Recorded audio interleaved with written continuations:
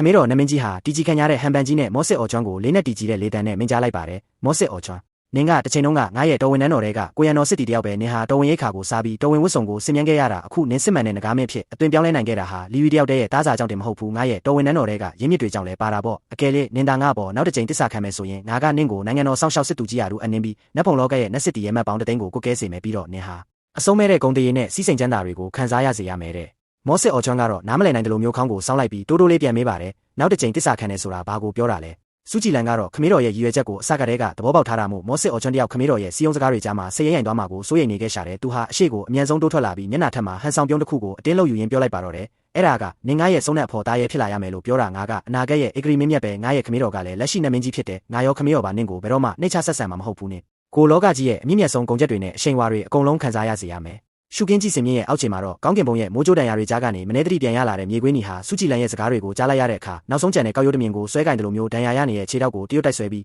နာကျင်မှုတွေကိုလည်းဂယူးမဆိုင်နိုင်တော့ပဲစင်မြင့်ပေါ်ကိုတုံတုံကြည့်ကြည့်နဲ့အသေးအတန်ပြန်တက်လာခဲ့ရှာတယ်သူဟာစူးကြည်လန်ရဲ့ခြေပွားနာထိတွားသွားပြီးအားအင်ကြီးနဲ့စွာနဲ့အတနာခံတဲ့လေတံလေးနဲ့မေးလိုက်ပါတယ်ကြည်လန်ဒါဆိုကျွန်တော်မျိုးမင်းသမီးနောက်ကိုဒီလောက်အထိရေရှည်လိုက်ပါခဲ့တာလေမင်းသမီးကျွန်တော်မျိုးကိုစွန့်ပြစ်လို့မဖြစ်ဘူးနော်စူးကြည်လန်ကခေါင်းကုန်ပြီးမြေခွေးနီကိုလန့်ကြည့်လိုက်တဲ့အခါသူ့ရဲ့မျက်ဝန်းတွေထဲမှာဖုံးကွယ်လို့မရတဲ့ဆက်ဆုပ်ရရှာမှုအရေးရောင်တွေထင်ဟပ်လို့နေခဲ့တယ်အဲ့ဒီဆက်ဆုပ်မှုတွေဟာအစိတ်လူးထားတဲ့များတစင်းလိုမြေခွေးနီရဲ့နှလုံးသားထဲကိုနှက်ဆိုင်စွာထိုးဆိုင်သွားခဲ့ရရှာတာပေါ့နင်ကဆဲလို့ရသေးလို့ကိုမိခံမြေခွေးဖြစ်မကြခင်အစင့်တက်လက်နိုင်ဦးမယ်ဆိုရင်တော့မော့စစ်အော်ချွန်းနဲ့အတူငါရဲ့ဆုံးတဲ့အဖော်သားရဲ့ဖြစ်ဆက်နေလို့ရတာပေါ့ဒါပေမဲ့ငါအေဂရီရဲ့စွမ်းအားကိုစက္ကန့်ပြီးရဲ့အထိနင်အစင့်မတက်နိုင်သေးဘူးဆိုရင်တော့နင့်ဘာသာနင်ထွက်သွားပြီးတော့ငါစူးကြည်လန်ရဲ့ဘေးနားမှာအတုံးမကျတဲ့သူတွေကိုဘယ်တော့မှအလားကားမမွေးထားဘူးလို့ရင်းရင်တီးတီးပြောချလိုက်ပါတော့တယ်ဒဏ်ရာပဲရပွားဖြစ်နေတဲ့မြေခွေးနီရဲ့မျက်နှာထက်မှာတော့မျက်ရည်တွေကြောင့်အစင်းကြောင်းနှစ်ကြောင်းထင်ကြံရိပ်ခဲရရှာတယ်သူဟာစူးကြည်လန်ကိုကြည်ရင်စွန့်မင်တက်သွားခဲ့ရပြီးသူ့ရဲ့မျက်ဝန်းထဲကမျောလင်းချက်တွေအားလုံးအကုန်လုံးတစစီပျက်စီးသွားခဲ့ရပါပြီကြီးမားလာတဲ့နောင်တတွေနဲ့မျောလင်းချက်မဲ့မှုတွေအစားထိုးဝင်ရောက်လာတဲ့အချိန်ကြမှာပဲသူဟာစူးကြည်လန်အတွက်တော့အတုံးဝင်ရင်မျက်နှိုးပြီးအတုံးမကျရင်စုပ်ချက်တစ်ထည်လို့စွန့်ပစ်ခံရမယ်ရုပ်တရုပ်မြတာဖြစ်တယ်ဆိုတာကိုနောက်ဆုံးမှသဘောပေါက်တော့အားခဲ့ရရှာတော့ပါပေါ့ကျမကတော့ဘေးနားကနေဒါတွေအားလုံးကိုတွေးအေးနဲ့စောင့်ကြည့်နေခဲ့ပါတယ်ကျမရဲ့နှလုံးသားထဲမှာဘာခံစားချက်လိုက်နေပိုးများထွက်ပေါ်မလာခဲ့ပဲနက်နက်ရှိုင်းရှိုင်းကျင်းနဲ့အားရတဲ့ခံစားချက်ကိုပဲခံစားနေရမိတယ်ဒီမြေခွေးနီလိုမျိုးတစ္ဆာမဲ့ပြီးကောက်ချစ်စင်လဲတက်တဲ့တတဝါအာနာနောက်ကိုပဲတကောက်လိုက်ပြီးဖားတက်တဲ့အခွင့်အရေးသမားတကောင်ဒီလိုအခြေအနေမျိုးထိရောက်သွားရတာဟာသူ့ရဲ့ဝကြွေးတိုင်းခံစားရတာပဲဖြစ်ပြီး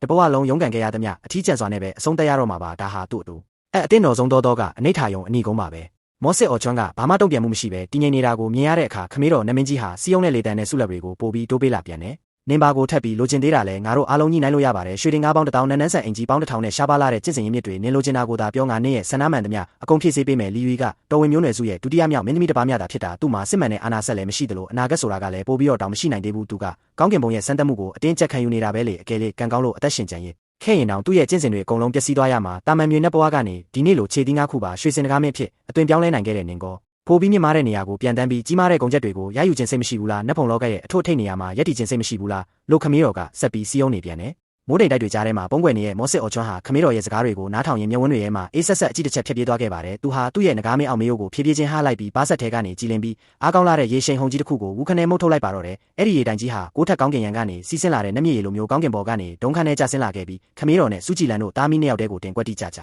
ကန်ချလိုက်တယ်လို့မျိုးတမဟုတ်ချင်းဆိုရှဲသွားစေခဲ့ကတကိုယ်လုံးတွတ်ဆုပ်သွားလောက်အောင်အေးဆက်သွားစေခဲ့တာပေါ့သူတို့ရဲ့ခန္ဓာကိုယ်တွေဟာအဝတ်တစ်ထည်ကိုတစ်ခုလုံးရေဆိုရှဲကုန်ကြပြီးတကယ်ကိုတနာစရာကောင်းလောက်အောင်ရုပ်ပြက်ဆင်းပြက်ဖြစ်သွားခဲ့ရရှာတယ်ဒီရေတိုင်ကြီးဟာကြည့်ရတာတာမန်ပဲဖြစ်ပြီးဘာဖြစ်စီးနိုင်စွမ်းအားများမပါဝင်နေပေမဲ့ထဲထဲဝင်ကြည့်ရင်တော့မော့စစ်အော်ချွန်းရဲ့အလုံးနဲ့ဆိုင်လာတဲ့ဆက်ဆုပ်ရရှာမှုနဲ့လောင်ပြောင်တယောမှုတွေပြည့်နေနေတာပါရုပ်ပိုင်းဆိုင်ရာထိခိုက်မှုကမရှိသလောက်နေပါပေမဲ့တိတ်ခါချစော်ကားမှုကတော့အမြင့်ဆုံးအဆင့်ကိုရောက်သွားခဲ့ရပြီလေရေရေဆိုရှဲပြီးဒေါသမန်ဟုံတွေတောက်လောင်နေတဲ့ခမေတော်နမင်းကြီးဟာသူ့နှစ်ပေါင်းများစွာတိဆောက်လာခဲ့တဲ့တော်ဝင်ရှိန်ဝါတိတ်ခါတရားတွေအကုန်လုံးတစစီပြိုလဲပြက်စီတို့အားတလို့ခံစားလိုက်ရတာကြောင့်ချက်ချင်းပဲမိုးကြိုးထိုးမတက်အုံးချင်းချင်းဒေါသထွက်ပါတော့တယ်သူဟာဒေါသအမျက်ချောင်းချောင်းထွက်လုံးလို့တကိုယ်လုံးကိုတုံရီလို့နေခဲ့ပြီးသူ့ရဲ့ခန္ဓာကိုယ်ပတ်လည်မှာနှစွမ်းအင်တွေတလိမ့်လိမ့်ထွက်ပေါ်လာပြီးကြောက်မဖွယ်ကောင်းတဲ့ဖိအားကြီးကလည်းနောက်တစ်ချိန်ပြန်လဲတက်ရောက်လာခဲ့ပြန်ပါတယ်ရိုင်းဆိုင်လာကြည်လားနင်ကခြေသီးငါးခုပါရွှေစင်တကားမင်းဖြစ်နေရင်ကောဘာဖြစ်လဲငါကနတ်ဖုံလောကရဲ့အရှင်သခင်ပဲတော်ဝင်တဲ့မျိုးနွယ်စုရဲ့တိတ်ခါတရားဆိုတာနင်တို့လိုကောင်တွေတာမန်ကာရှန်ကာလာပြီးစော်ကားလို့ရတဲ့အရာမဟုတ်ဘူးလို့အော်ဟစ်လိုက်တာနဲ့အမျှခမေတော်ဟာလက်တစ်ဖက်ကိုမြောက်ပြီးလေထဲမှာဝှေ့ရမ်းလိုက်ပါတယ်ထိုခါမှာပဲရွှေရောင်စစ်မိတ်ပေးတဲ့စိတ်ပြားတစ်ခုဟာကောင်းကင်ရဲ့စီကိုဝူခနဲ့ပြန်တက်သွားခဲ့ပြီးအဲ့ဒီတစိတ်ပြားပေါ်မှာတော့စစ်တီတော်များချီတက်စေဆိုတဲ့စာလုံးတွေထွန်းထူထားတာပေါ့မင်းစီကနေပြင်းထန်လာတဲ့နတ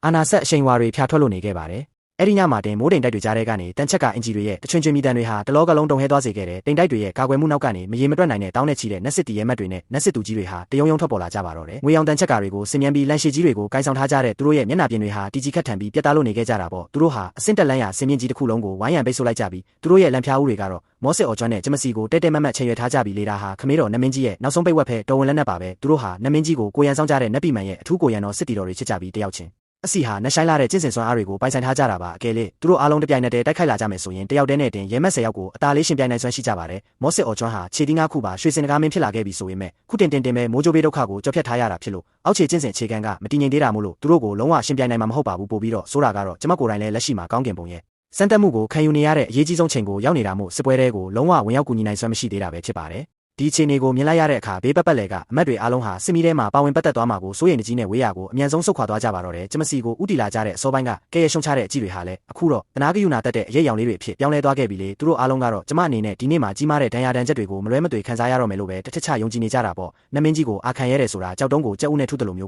ကိုတေကြောင်းကြံတာနဲ့ဘာမှမထူးကြပါဘူးကျမဟာမျက်နှာကိုကောင်းကင်ရဲ့စီမောလိုက်ပြီးမျက်ဝန်းတွေကိုအตาအရာမိတ်ချလိုက်ကကောင်းကင်ဘုံရဲ့မိုးကြိုးပေးဒုက္ခဆိုးကြီးရောက်ရှိလာမယ့်အချိန်ကိုပဲတိတ်တဆိတ်စောင့်ကြိုနေမိပါတော့တယ်ဒီအချိန်မှာတော့ကျမရဲ့နှလုံးသားထဲမှာဘာကြောင့်ရင်ထိတ်လန့်မှုများမရှိတော့ပဲအရာအလုံးကနေလွတ်မြောက်သွားသလိုခံစားချက်မျိုးပဲရှိနေခဲ့တယ်အကယ်၍ဒီနေ့မှာကျမအနေနဲ့ဘေးဒုက္ခဆိုးကြီးနဲ့ကြုံတွေ့ရဖို့ကံပါလာခဲ့ရဆိုရင်လေဒီကောင်းကင်ဘုံရဲ့စံတက်မှုကြီးကပဲအတိတ်ကနာကြီးချက်ဝကြွေးတွေအားလုံးကိုစေချအော်တန့်စင်ပေးပါစေတော့ကျမရဲ့အသက်ဝိညာဉ်ရင်းမြစ်တစ်ခုလုံးထိခိုက်ပျက်စီးသွားပါစေဦးတော့ဘယ်တော့မှအာနာရှင်တွေရဲ့ရှေ့မှောက်မှာဒူးထောက်ရှုံးပေးမှာမဟုတ်ပါဘူးခမေးတော်နဲ့စူးကြည်လန်တို့သားမီးရဲ့ရှေ့မှောက်မှာကျမဘယ်တော့မှဒူးထောက်ရှုံးပေးမှာမဟုတ်ပါဘူးမိုင်းညွန့်နေရဲ့ကောင်းကင်ရံထက်မှာတော့မိမောင်လာတဲ့မိုးတိမ်တိုက်တွေဟာတရရိပ်နဲ့ပို့ပြီးတော့တောင်ထူထပ်လို့လာခဲ့ပြီလေကောင်းကင်ပြင်တစ်ခုလုံးမိုးကြိုးလျက်စီးတွေနဲ့ပြည့်နှက်လို့နေခဲ့တာပေါ့ခရမ်းရောင်ကောင်းကင်မိုးကြိုးနယ်ခွေတူအေးဟာတိမ်တိုက်တွေကြားထဲမှာဟိုပြေးတီလွှာရင်ဝူဝါဝါနဲ့အုံချင်းချင်းဟိန်းဟောက်လို့နေကြပါတယ်ကောင်းကင်ဘုံရဲ့အရှိန်ဝါဆွမ်းမကားကြီးဟာအလွန်တရာကြီးမားထဲဝါလုံးလာတာကြောင့်ဘေးပတ်လည်ကနက်စစ်တီရဲမက်တွေနဲ့နက်စစ်သူကြီးတွေဟာအဲ့ဒီမိုးကြိုးရဲ့အကျွင်းကြံအရှိန်ဝါတန်တွေမတော်တဆထိမှန်သွားမှာကိုစိုးရိမ်ပြီးဘယ်သူမှရှေ့ကိုအလွယ်တကူမတိုးရဲကြတော့ပါဘူးထိုခါမှာပဲရေပုံးတပုံးလောက်အဝင်းဝိုင်းကြီးမားတဲ့ခရမ်းရောင်ကောင်းကင်မိုးကြိုးကြီးတစ်ချက်ဟာတိမ်တိုက်တွေကိုဖျက်တမ်းပြီးကျမရဲ့ခနာကိုယ်တဲ့စီကိုပြင်းထန်လာတဲ့အရှိန်ဟုန်နဲ့ဒုံခါနဲ့ပစ်ချလိုက်ပါတော့တယ်ကျမရဲ့တကူလုံးဟာမိုးကြိုးလင်းနှန်းတွေကြားထဲမှာလုံးဝနစ်မြုပ်သွားခဲ့ရပြီလေအဲ့ဒီကောင်းကင်မိုးကြိုးရဲ့စွမ်းအားဟာကျမရဲ့ခနာကိုယ်တစ်ခုလုံးကိုအစိတ်အမွာဖြစ်သွားအောင်ဖျက်ဆီးပစ်တော်မလို့မျိုးအလွန်တရာရက်ဆက်ကြမ်းကြုတ်လုံးလာပါတယ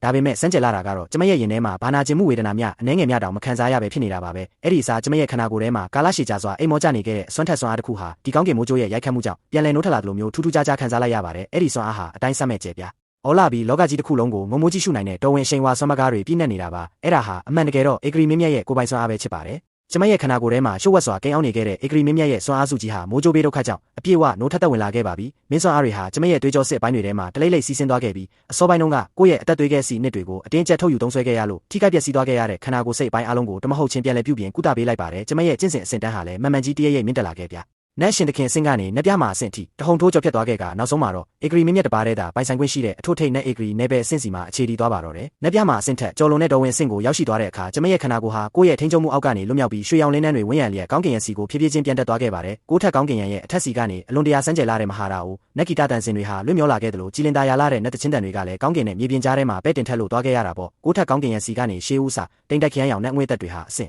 ့်တက်လန်းရဆင်မြင့်ကြီးတစ်ခုလုံးကိုဖြည်းဖြည်းချင်းလွှမ်းကြုံသွားခဲ့ပါတယ်မင်္ဂလာရှိလာတဲ့ခရမ်းရောင်နဲ့အငွေ့သက်တွေဟာအရှိတ်မျက်နှာစာကနေကျဆင်းလာခဲ့ပြီးလောကတ္တဝါပေါင်းကိုကောင်းချီးမင်္ဂလာတွေပေးသနာလိုက်တယ်လို့ပါပဲကောင်းကင်နဲ့မြေပြင်ကြားထဲမှာအစောပိုင်းကခန်းချောက်လူနီးပါးဖြစ်နေခဲ့ရတဲ့နတ်စွမ်းအင်တွေဟာလည်းဒီရှေးဦးစာတိမ်တက်ခရမ်းရောင်နဲ့အငွေ့သက်တွေရဲ့ပြုစုပြောထောင်မှုအောက်မှာတမဟုတ်ချင်းပြန်လည်ပြည့်ပြိုကျဲဝလာခဲ့ပြန်ပါတယ်ထူထပ်သိပ်တီလာတဲ့နတ်စွမ်းအင်တွေဟာဖြူလိုလွမြူနင်းမုံတွေဖြစ်ပြောင်းလဲသွားခဲ့ပြီးလောကကြီးတစ်ခုလုံးမှာဝဲပြန်ရတိုင်းလို့နေခဲ့တာပေါ့အဲ့ဒီနဲ့အငွေ့သက်တွေကိုတစ်ချက်မျှရှူရှိုက်လိုက်ယုံများနဲ့တင်လူကိုလန်းဆန်းတက်ကြွသွားစေတယ်လို့ကိုယ့်ရဲ့ကျင့်စဉ်အစဉ်တန်းကိုလည်းစပေါင်းများစွာမြင့်တက်သွားစေနိုင်တာပါကိုယ့်ရဲ့အသက်သွေးခဲရိတ်ခါတွေခန်းချောက်ပြီးဘဝဆုံးတော့မဲ့အခြေအနေကိုရောက်နေကြတဲ့တက်တန်းကုန်ခါနီးဖြစ်နေတဲ့ရှေးဟောင်းနဲ့အကြီးကဲအဘိုးအိုတွေဟာလည်းဒီလိုထူထပ်လာတဲ့နတ်စွမ်းအင်တွေကိုခန်းစားမိလိုက်တာနဲ့တပြိုင်နက်သူတို့ရဲ့တကိုယ်လုံးမှာရှိတဲ့အရေးအကြောင်းတွေဟာဖြည်းဖြည်းချင်းတင်းချုံမွေ့သွားခဲ့ရရှာတယ်သူတို့ရဲ့ဖြူပွေးနေတဲ့ဆံပင်ဖြူကြီးတွေဟာလည်းကြောင်မီသွေးလိုနှက်မောင်သွားခဲ့ရပြီးငယ်ရွယ်နှုတ်ပြိုစင်တုန်းကရှိခဲ့တဲ့အသက်ဆွမ်းအားတွေတဖန်ပြန်လဲဖျာထွက်လာခဲ့ကြပါတော့တယ်မြင့်မာလာတဲ့ကောင်းကင်ဘုံကြီးဟာလည်းနတ်ဧကရီမင်းမြတ်တကယ်ကိုပေါ်ထွန်းလာခဲ့ပြီဆိုတာကိုသိရှိသွားပုံရပြီးလောကမှာအနိုင်မဲ့တဲ့ကောင်းချီးမင်္ဂလာတွေကိုပေးသနာလိုက်ပြန်ပါတယ်ဒနာရီလာဖိနှင်းငတ်မင်းရဲ့တောင်ပန်မွေးတောင်တွေနဲ့တေးသေးချာချာရက်လုထားတဲ့ဧကရီတော်ဝင်ဖိနှင်းတရားဖူနဲ့နဝိယုံတော်ကြီးဟာကျမရဲ့ခနာကိုထက်စီကိုကောင်းကင်ဘော်ကနေတရွေ့ရွေ့လွတ်မြောက်ကျဆင်းလာခဲ့ပါပြီအဲ့ဒီဖိနှင်းတရားဖူထက်မှာတော့